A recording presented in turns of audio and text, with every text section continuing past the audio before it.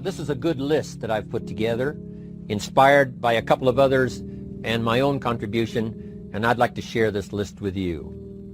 First, learning the power of purpose. A person who has purpose in their life, they have something to go for, some meaning. One writer described it, for some people it becomes a magnificent obsession. And for you and I, maybe it doesn't need to be that dramatic as a magnificent obsession. But it has to be something that does something to us, something that pulls us, especially into the future. You know, there are many influences on us. One is the influence of the past. Some people are always pulled back by the past. Some people are always pulled aside by the distractions. But here's what's powerful. If you have a list of high purpose in your life, it pulls you toward the future. And the more powerful the purpose is, the stronger it pulls. And here's the other great advantage if you have purpose for the future. It pulls you through all kinds of challenges and all kinds of difficulties. If you don't have these strong purposes for the future, it's easy to get swallowed by a bad day. It's easy to be almost annihilated by a poor month. And it's easy sometimes to almost disappear beneath the waves of a year that goes backwards if you don't have something to pull you beyond that year. So if you want something to pull you through all kinds of challenges, all kinds of difficulties and things that come at you, you got to have something on out there beyond today, beyond next week, beyond next month, beyond this year, that pulls you into the future. And the clearer it is, the stronger it pulls. The more dynamic it is, the more it affects your life, your spirit, your heart, your soul. It also creates imagination. It gets your mind working on how to achieve that purpose. And if your mind will work, and if your heart works, and if your spirit works, and if you have good input, like good ideas, I'm telling you, there isn't anything you can't accomplish. So that's one of the great powers that'll make a variable of you, and that is purpose. Here's the next one, self-confidence. Where does self-confidence come from? And this is the best advice I can give you on that. Not neglecting, first of all, the small daily disciplines. Self-confidence really comes from feeling good about yourself. And one of the best ways to feel good about yourself is at the end of the day to know that you poured it on. You did your best. If you conducted a meeting, you did the best you could. If you made a phone call, it was the best phone call you could possibly make. If you wrote a letter, it wasn't a casual letter, it was your best letter. At the end of those kind of days, when you feel good about yourself, self-confidence starts to rise. You know that if you can have this kind of a good day, you can have another one the next day, and those days become the weeks become the months, and the month becomes a powerful year. Self-confidence comes from the lack of neglect. If you will not neglect to do the small daily disciplines, that's where self-confidence comes from. Part of good health is self-confidence. I know I'm going to be healthy. I take the Herbalife products. I eat the apple a day. I walk around the block. I do the jogging on the beach. At the end of the day, when you've really poured it on and you've done all the stuff, self-confidence grows. That self-confidence affects your health, it affects your future, it affects your psyche. So this is true. One of the great powers is self-confidence. Self-confidence means willingness to do whatever it takes to achieve. Some people say, well, I'll do it for a little while and see what happens. You know, I'll try a couple of things. If that doesn't work, I'm out of here. And all of us know that that kind of person doesn't have much of a future. But if you're willing to do whatever it takes, if I have to learn a couple of things, I will learn those things. If I got to learn 5 or 6 things, I'll learn all 6. If I have to take an extra class, I'll take an extra class. If I've got to read the books, I'll read the books. If I have to consult with people who know more than I know, I will do the necessary consulting. Whatever it takes, I will do. That starts to develop unbelievable self-confidence. Self-confidence also comes from the ability to rise above your circumstances, to rise above what happens, the petty little things, the discouraging things that would sink everyone else's ship except yours, that would cause someone else to quit early in the day, but you keep going. that kind of willingness to overcome all circumstances, whether it's the little challenges or the big challenges. If you're willing to do that, I promise you, this kind of power will work for you, and in you, the variable, it'll make a difference. The third on the list I had was enthusiasm. And here's what I wrote about enthusiasm. Enthusiasm that's powerful is mostly enthusiasm that is enthusiasm inside, 90%, 10% outside. We all know what the enthusiasm is like when somebody lets us see their enthusiasm, which is like the 90%, and only 10% of it is inside. But the enthusiasm that really affects people is not just being loud, but the enthusiasm that runs deep, the enthusiasm that comes from deep inside, created by self-confidence, created by purpose, created by genuine willingness to help other people. That kind of enthusiasm, knowing that you're going to get the job done, knowing you're going to affect people, knowing you're going to have testimonials flowing in from all kinds of directions. That kind of enthusiasm. A lot of it is quiet. A lot of it is unheard. And the 10% that's heard, it rings a bell. People call it genuine enthusiasm because they know that what you say in the outward display of your enthusiasm is only a small tip of the iceberg of the enthusiasm you feel inside that really motivates you to do the best job you can. Next on my list to help you become the powerful variable is expertise. Wanting to excel in all of the skills and settling for nothing less than an outstanding performance. If you're willing to be the best in your field, if you're willing to demand of yourself excellence in skills, to be the best that you can possibly be. In the training, do the best you possibly can. In doing a workshop, do the best you possibly can. Developing the skills of using your personality, developing the skills of language, developing the skills of influence, developing the skills of organizing. If you're willing to be an expert in all of the skills, Herbalife has the way for you to invest those skills and not only make a handsome living, not only make a lot of money, but if you would so desire and if it would be your purpose, a chance to make your fortune. Expertise, excellence in skills. Here was the next one on my list, making a powerful contribution to you, the variable, and that is preparation. Well prepared. And preparation, of course, involves a whole lot of things. A big share of our life is preparing, getting ready. When we go to the first grade in school, we're just preparing for the second grade. After we've finished 2 grades, the 2 grades prepare us for number 3. Sometimes it seems like a long, excruciating time. And the time will just seem like it'll never come when we can finally have the performance that we really want. But it takes time to prepare. It takes time to get ready.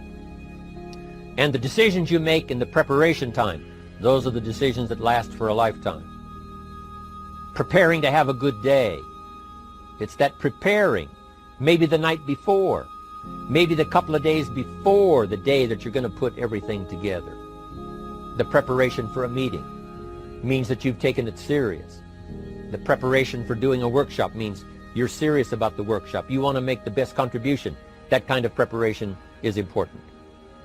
But here's preparation that's very vital, and that is to prepare yourself for success. Life seemingly does not wish to waste success on the unprepared. Life says, why waste a fortune on this person? They're not prepared to do the right things with it. They're not prepared to use it wisely. If a fortune was bestowed upon this unprepared person, it would probably be wasted. The people that could have been touched won't be touched. What could have been done won't be done because this fortune will have been wasted on the unprepared person. So not only look for fortune, not only look for the promise, but prepare yourself and ask of yourself, what can I do to make myself ready? Because remember, life was designed not to give us what we want, not to give us what we need, but life was designed to give us what we deserve. Every value in life must be paid for, and those that pay are the ones that get it. It says those that give receive. Someone says, I wish to receive, I wish to receive. You don't have to concentrate on receiving. Just become a good giver. It says those that search will find. Someone says, well, I need to find some good ideas to help change my life for the future. Then to find good ideas, that doesn't come because you need them. It comes because you search for them. If you want good ideas, you got to go after them. You got to go to the class, you got to go to the workshop, you got to go to the training, go to the book, right? You got to go to the journal, right? Go where good ideas are being taught. Go searching, go looking, because good ideas are not going to be wasted on those that are not seeking, searching, well prepared. So, prepare yourself to be ready for fortune when it comes, to be ready for challenge when it comes, to be ready for opportunity when it comes. Opportunity comes along and passes by the person that is not well prepared. I want to prepare myself this year for next year. Yes, I wish to be effective this year, but I'm also thinking of ways, how could I be better? How could my ideas be more powerful? How could they be sharper, more clear? How could I reach some people next year that I perhaps can't reach this year? I haven't reached deep enough into my own soul to affect some people. Some people just pass by and say, hey, what a good speech. But how could I make it stronger than that, deeper than that, more powerful than that? I cannot be as powerful as I could be next year. You know, you can't go to the 10th grade in the 5th grade. You just got to go through the grades. But the more you are prepared, when the 10th grade finally comes, now you can cash in and get 2 times, 3 times, 5 times more value from it by being prepared. I want to do my best this year for Herbalife, but I also want to get ready for next year, 1999. And then when the year 2000 comes, at the turn of the century, I want to be well equipped by language, by instinct, by temperament, by personality, by influence, to really be valuable the year 2000, 2001, 2, 3, 4, 5. That's my goal. I'm sure it's your goal. Now here's the next one. There's great power in self-reliance. Self-reliance means you simply look mostly to yourself. It would be nice if someone just gave you this, gave you this, gave you this. It would be nice if everyone did their job exactly as they're supposed to do it. But here's what you've got to do. Primarily rely on yourself. Primarily say, I'm the person responsible. And I will learn the necessary skills so that I can help people learn their skills. If I need lots of people to do certain things to build my organization, that is what I must have. But I've got to be the final backstop. I've got to be the final one that people can rely on, so that if this is missed and this is missed, I can catch up. I can fill the gap. I can do the job. We have to do it when we conduct meetings. We have to do it when we conduct training. We have to do it when we're in a class of just a few. What someone might have missed, we're there to fill in. Self-reliance. Primarily, we're learning to count on yourself, so that you can do this: never complain and never explain.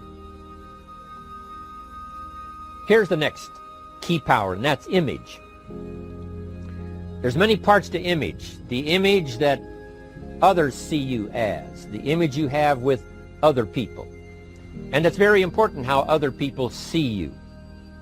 If they don't see you as a leader, chances are they won't pay attention. If they don't see you as being in control, chances are they won't have the trust.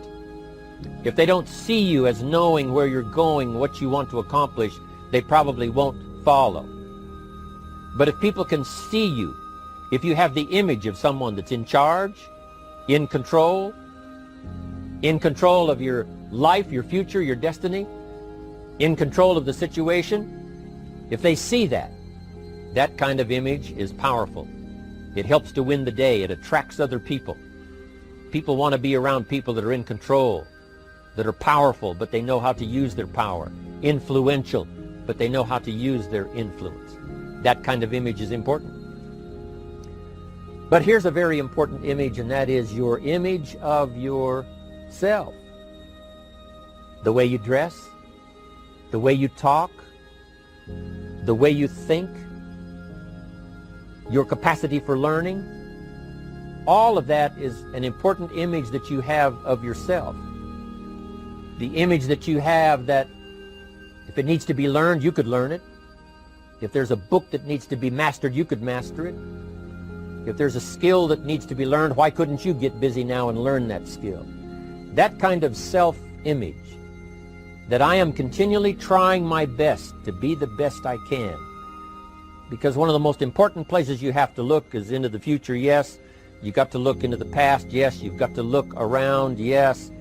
But one of the most important places you have to look is in the mirror. You know, how I appear to other people, that's important. But how I appear to myself is the ultimate importance. That kind of image, to where you'll develop the self-confidence, you'll develop the self-reliance. Now here's another one in my rather short list. The next word is character. Becoming a person of high values, a person of principles, a person of honesty, a person that earns respect. That kind of character. It took character when Mark started to put the marketing system together. How can we have a system that will build in the integrity that people...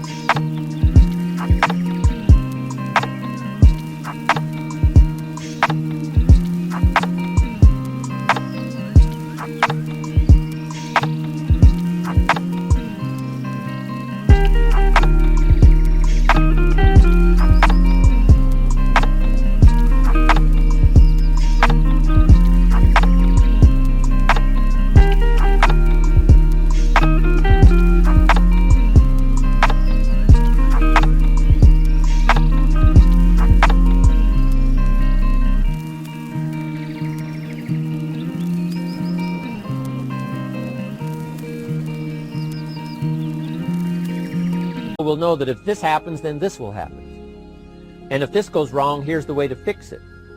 Unless you have the principles and the character and the integrity to put together a viable plan for a wide variety of people, then the system is not going to last very long. And I've been around long enough, and I'm sure you have been around long enough to see a lot of systems that got started, but they failed. And the reason is because they were not constructed with integrity. They were not constructed with character. They were not constructed with doing the right thing. They might have been constructed to take advantage. You know, cash it out as quickly as possible and leave. Mark was involved when others took advantage of him all those years ago before Herbalife. When someone took advantage and didn't have the character, didn't have the principles, and didn't have the character to stay, the character to see it through, the character to do the right thing. So this is important, to develop the character within yourself, that people see you as honest, as fair, willing to do the right thing, willing to be helpful, but always willing to walk the center line, not to pass the line. When we come to an opportunity like Herbalife, especially multi-level network marketing, it is so dynamic, it is so powerful, and it is so possible in fortune making that sometimes people want to speed up the process by cutting the corners, by neglecting to do the right things, you know, to cheat a little here, you know, cross the line just a little bit, because then, you know, it'll grow faster and you can cash in quicker. Not necessary here. Doing Herbalife right will build your fortune longer and stronger than trying to cut the corners and not doing it right. If we'll have the integrity that Mark had when he started it, and keep perpetuating that we will do the right thing by the marketing system, the right thing by a distributor who has a customer and they take care of that customer belongs to that distributor. That kind of integrity in the marketing system, the kind of integrity we have among each other, the kind of character we have to rely on each other, because here's what we cannot do. We cannot do this by ourselves. Mark's got to count on me. I've got to count on Mark. We've got to count on the president's team. The president's team has to count on the chairman's club for advice and counsel. We have to count on the millionaire team, the tabulator team, the world team. We've got to count on the distributor. We've got to count on the distributor giving the right message to the potential customer. We've got to count on the distributor giving wise counsel to the new recruit, teaching them the right way, the Herbalife way, the principled way, the character way. Vitally important. Building and developing your own character. Now here's another one. It's called self-discipline. Self-discipline, all of us have a challenge with that. Because sometimes it's easy, and especially if you're working hard, doing the best you can, it's easy sometimes to let up and let it go. But remember, so many people, especially now that we're as big as we are around the world, are counting on what we do. At home office, they have to be careful. They have to be disciplined. It's easy for the person who ships the product from Herbalife says, oh, well, I'll wait until tomorrow to ship it. And then they go home and sleep like a baby. But the distributor who's waiting for that product doesn't sleep that night, or doesn't sleep when the product doesn't show on time. But if everybody will have the discipline to say, I will do the best job I can. I will make mistakes, of course, because we're all human, but I'll try to remedy those mistakes and do the best job I can. That kind of self-discipline that understands how important your part is in all of the functions that work. Coming to work on the set here, HBN, there's so many people that play a part. And each one of the parts that are played is necessary to put on the broadcast, make it viable, make it real, make it powerful. Any couple of them missing, and it would be a disaster. But all of it put together, and it works like a charm. Each person developing the self-discipline to do their part, do their job. Here's one more, and that is the power of extraordinary performance and demanding of yourself excellent results. This is so important.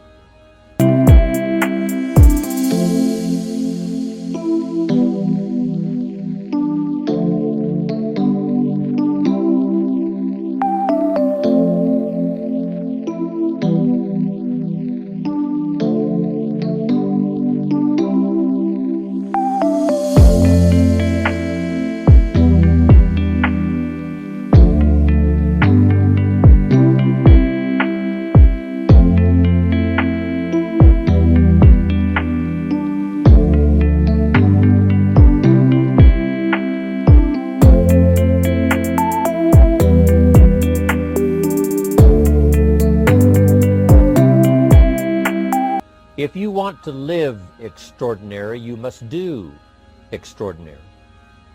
If you want an extraordinary income, you must do extraordinary things. If you want an extraordinary fortune, you must go with the demands of what it takes to have that fortune. Mark has made such a fortune, it's almost beyond comprehension what the numbers really are. But guess what he has the satisfaction of knowing?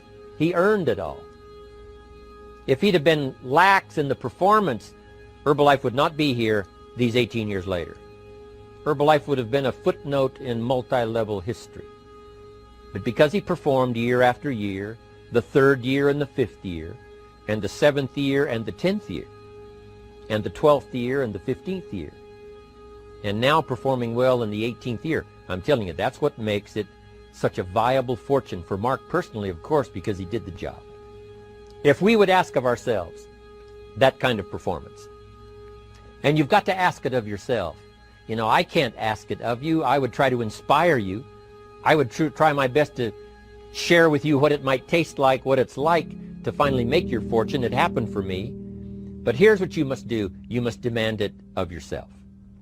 Society does not demand that you not have a heart attack. But if you want to escape having a heart attack, you must demand it of yourself. Society doesn't demand that you take Herbalife and improve your health. You have to demand it of yourself. Society doesn't demand that you jog around the block every morning. But if you want good health, you must demand it of yourself. Society doesn't demand that you read a couple of books a week and improve your intelligence and your knowledge. That you must demand of yourself. Society does not demand that you build a financial wall around your family nothing can get through. That's not a demand of society. But you must demand it. If you wish it, you must demand it of yourself.